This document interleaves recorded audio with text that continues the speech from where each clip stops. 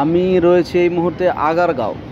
খুব সুন্দর একটি সড়ক এবং এই পাশে হচ্ছে কৃষি ইউনিভার্সিটি। এটাও খুব সুন্দর, সবুজে ঘেরা। তো সবসময় আমরা নাম শুনেছি ইসলামিক ফাউন্ডেশন। আপনারা অনেকেই হয়তো বা ইসলামিক ফাউন্ডেশনের নাম শুনেছেন। এটির আসলে কাজ কি সেটি অনেকেই জানেন অথবা অনেকে জানেন না। আমি কখনো ইসলামিক ফাউন্ডেশনের তেমন কোনো কাজ দেখিনি। আমি সবসময় ইসলামিক ফাউন্ডেশনের নাম শুনি যখন ঈদ আসে, চাঁদ দেখা কমিটি গঠন করে। সে চাঁদ দেখা কমিটির যখন মিটিং হয়, মিটিং শেষে তারা যখন বলে চাঁদ দেখা গেছে অথবা দেখা যায়নি, এই হিসেবে আমরা ইসলামিক ফাউন্ডেশনের সম্পর্কে জানি। কিন্তু ইসলামিক ফাউন্ডেশনের কিন্তু আরও অনেক কাজ রয়েছে। আমরা কখনো দেখি না যে ওয়াজ নিয়ে তারা কোনো বক্তব্য রাখে, মসজিদ নিয়ে কোনো বক্তব্য রাখে, কোনো আলেম সমাজের উপরে হামলা নিয়ে বক্তব্য রাখে, জেল জরিমানা নিয়ে বক্তব্য রাখে। তো ইসলামিক ফাউন্ডেশনটাকে আমার কাছে সবসময় ফাও মনে হইতো।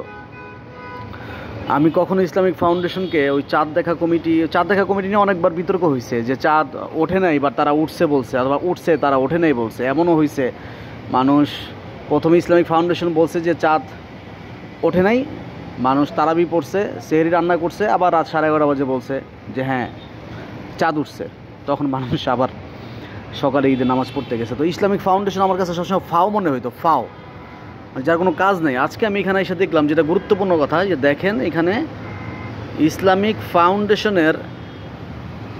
ফাউন্ডেশনটা নাই, কি লেখা, ইসলামিক ফাও। আমি যেটা ভাবতাম সেটা আজকে আমি নিজের চোখে দেখলাম যে আসলে এই ফাউন্ডেশনের কাজ কি। এই ফাউন্ডেশনের বছরে শুধুমাত্র 2টা মিটিং চাঁদ দেখা কমিটির, আবার সেটা নিয়েও বিভ্রান্তি। এছাড়া এদের আলেম সমাজ নিয়ে কোনো বক্তব্য, মন্তব্য, কোনো কিছুই, মানে এদেশের কোনো ধর্মীয় কাজে ইসলামিক ফাউন্ডেশনের কোনো ভূমিকা আমি কখনো দেখি নাই। কিন্তু আজকে যখন দেখলাম যে ইসলামিক ফাউন্ডেশন আসলেই ফাও, এই যে দেখেন, তখন আমি প্রমাণ পেলাম যে আসলে এটা ফাও একটা ফাউন্ডেশন। এটা আসলে বাংলাদেশের ইসলাম নিয়ে এদের কোনো মাথা ব্যথা নাই। দেখেন, এটা কোনো কথা? একটা এত বড় সরকারি সংস্থা, ধর্মীয় সংস্থা, রাষ্ট্রীয় সংস্থা, সেখানে ইসলামিক ফাও, এটা মানা যায়? এটা হইল কিছু? আল্লাহ, এই যে দেখেন ইসলামিক ফাও।